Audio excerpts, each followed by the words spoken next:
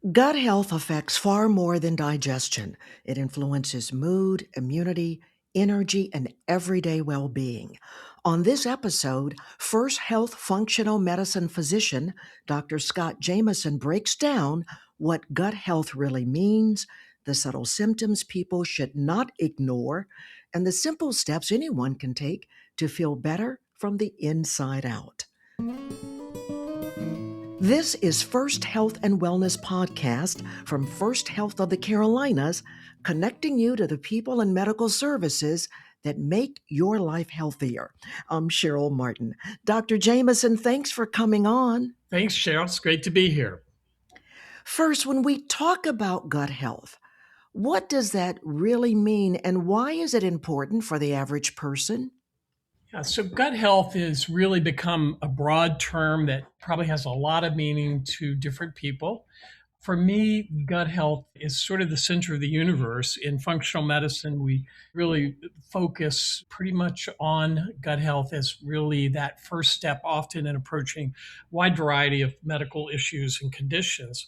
The gut is the center of the universe when it comes to the immune system, with approximately 70% of your immune system located within the gut. There's connection between the gut and the immune system, the gut and the brain, gut and inflammation. And so, really, the health of the gut, good or bad, has a broad range of implications for overall well being and health. I'm glad you're saying that because many people don't realize that gut health affects more than digestion. So, talk about how it influences things like mood, immunity, or energy. Yeah, it's really fascinating. And it's been a multi decade evolution that is still ongoing. There are really a couple of excellent books out by one of the thought leaders, Imran Mayer, who is out in California. And he really has brought up this really elaborately worked out and ongoing elaboration of the connection of the gut to the brain. Turns out that there's bidirectional information flow from the gut through the vagus nerve to the brain and reverse from the brain to the gut. So the old saying of, I have a gut feeling about this, there's really quite true. And we're learning more and more that a healthy gut can reduce anxiety, can help control depression and mood. There's new data coming out that abnormalities in the gut well-being can lead to or increase risk of Parkinson's disease, Alzheimer's disease. So the brain-gut connection is really quite profound. Stress can have a major effect on the gut and reverse. And again, a healthy gut really does a lot to transform this process into setting a stage for inflammation, mood, anxiety to be better. In terms of the immune system, again, approximately 70% of the immune system is located within the gut. So, what's happening in the gut can positively or negatively affect inflammation in the body. There's new data that abnormal gut health may be tied in with certain conditions such as fibromyalgia, such as certain cancers, heart disease. It's again a just tremendously exploding area of research on the connection of the gut to the immune system and the brain. So, what everyday symptoms, even subtle ones, might signal that your gut is out of balance? So the common things that we think about, I mean, obviously the patient who has alternating stool effects, constipated, then they have diarrhea, bloating, abdominal discomfort are things that can be pretty obvious signs of something going on with gut health. Unfortunately, a lot of times in my patients, you have to be highly suspicious of the gut. They may not have overt symptoms of what we would consider classic GI symptoms, but just somebody who comes in with joint pain or muscle pain or inflammation or brain fog. These are sort of things that I look at. And again, the gut in functional medicine really becomes one of our main focal points for pretty much a wide variety of our workups that we kind of dive into and often start with looking at the gut first. I'd love for you to delve more into this because I'm not sure if functional medicine is something new, but how does a functional medicine approach talk more about how it helps uncover the root causes of chronic gut issues? So, functional medicine in its basic approach is always looking at a matrix, if you will, of all of the variety of influences that can affect an individual system This is a big part of why I love functional medicine and its alternative approach to taking care of patients.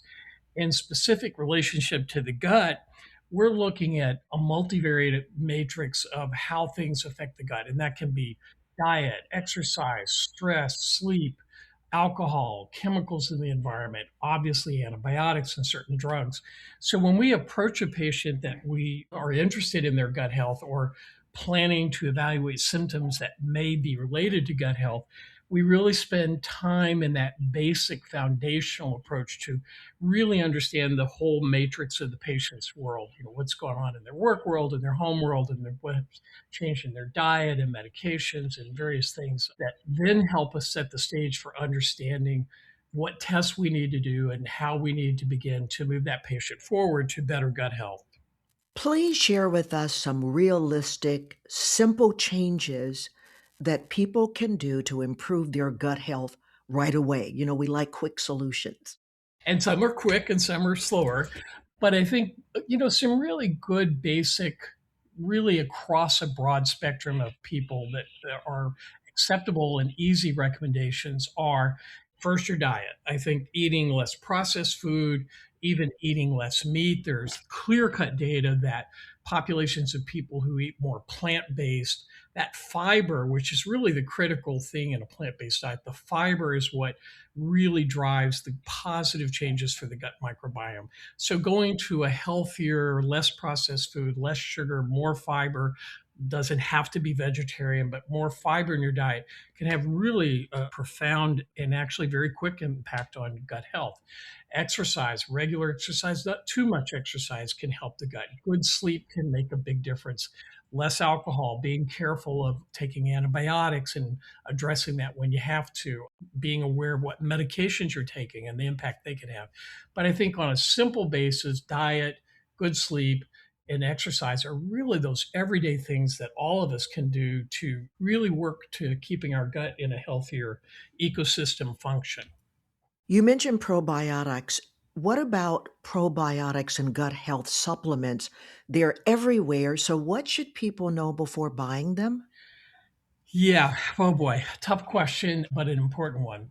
You're right. You go to the store and there's 30 or 40 in the refrigerated part of your health food store, and it's an outrageous amount of money. There is a great deal of research going on now looking at very specific forms of probiotics, such as Akkermansia, which can help with metabolic control and weight loss. There's others that are being explored in Europe that may be helpful in people with even psychiatric illnesses.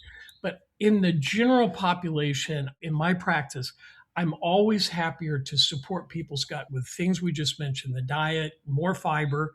There's actually data that just giving people fiber improves their brain function without even having to take extensive amounts of probiotics.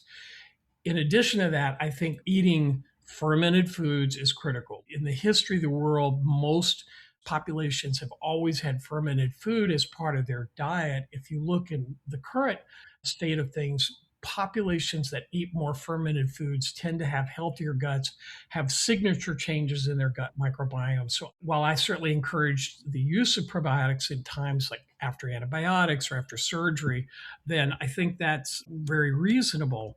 But in general, I tend to shy away from probiotics and I'm happier with fiber and with fermented foods. Give us an example of some of the best foods for fiber and also fermented foods. Yeah, so the fermented foods, the classic ones are kimchi, sauerkraut, miso. Kombucha has some, the population of bacteria are a little less. Yogurt has some, kefir has some. For patient and personal use, I tend to stick more with kimchi, with sauerkraut. A somewhat acquired taste, but 2 to 3 tablespoons a day is pretty dramatic. And the spectrum of bacteria you get, it's hard to match in any sort of commercial probiotic. In terms of diet, I think the higher fiber foods, so root vegetables, rutabaga, turnips, parsnips, but beans, things that are higher in fiber content are the ones that are going to help support the gut the most. So, when is it time to see a specialist instead of trying to self manage gut symptoms at home? Well, I think one of the really important caveats to that question is that when do we need to be careful, even from a functional medicine point of view, that we're not missing a more important pathology? And I've certainly seen cases where people were being treated for gut issues and it turned out they had a more serious diagnosis. So, in my sort of approach to history, somebody has a lot of mucus or blood in their stool, if somebody's lost a significant amount of weight with the onset of their gut symptoms, if the gut symptoms have been very abrupt in their onset, those are things that I think really often need a more classical gastroenterology workup or at least a GI testing to make sure that you don't have Crohn's disease or you don't have colon cancer or you don't have diverticulitis. Once you've sort of excluded that, then that's where the functional medicine approach comes in. And there's a number of ways to do that. There are testing that actually has exploded with microbiome testing, which can at times be helpful. But sometimes it's just taking people, putting them on that good diet, adding a little fiber, because I see people who have more serious gut problems. I tend to do stool testing, which the advantage is you can actually look at somebody's microbiome. You can see what they have parasites, if they have abnormal bacteria, do they have leaky gut, do they have inflammation, do they have low butyrate? And those sets of data points really help us set up a very well defined set of supplements and interventions that can really be quite remarkable in what it does for a person's overall well being and health. Anything else you'd like to add on this topic? I think it's a very amazing growing area. I think it's going to be expanding month to month. I think one of the big areas that's coming up for therapeutic manipulation of the microbiome is looking at targeted fecal transplants for neurodegenerative disorders such as Parkinson's and Alzheimer's. There's some fascinating work being done with the gut microbiome in cancer therapy. So I think that's the wave of what's coming from a technical point of view. But I think the big thing is back to basics, and it's eating that healthy diet, more plant-based, plenty of fiber, avoiding processed foods, avoiding excess of probably meat or animal products. Remember that alcohol gives you leaky gut, so you want to moderate that. Good exercise, good sleep, work on stress management. Those are sort of the everyday things. And don't spend a lot of money on probiotics. Work on the healthy diet, work on fermented food.